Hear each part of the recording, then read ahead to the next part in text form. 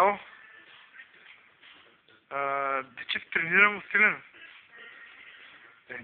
Момче, какво говориш, бе? Лъз ли си? От мен не знаеш, че някакво се страх.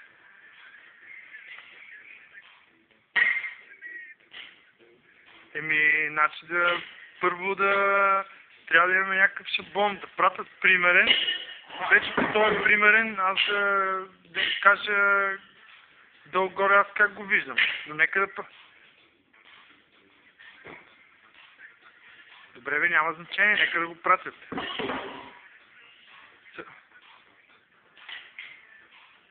Не функции и мункции. Да ми пратят само как ще изглежда. Функциите са ясни. Разбираш ли? Да, примерно цветовете като твоя, къде ще стои този банер на твоя сайт?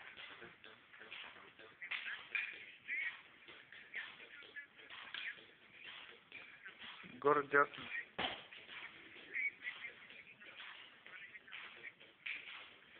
Добре, после като се влезе вътре, пак трябва да бъде подобно на твоя сайт. Не е смисъл такова тъмно, тъмно като цветове.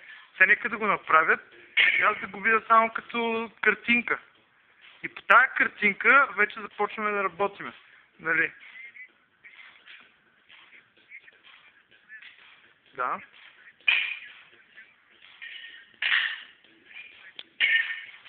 Не бе, човек. Твоят сайт, нали, има визия. И като го погледнеш цялото, е като една картинка. Така. Значи аз като го получа, като визия, ще получа само една картинка. Все едно ми пращат снимка на това как ще изглежда. Да. Не, аз знам, че не може. Затова ти казвам така. Все едно...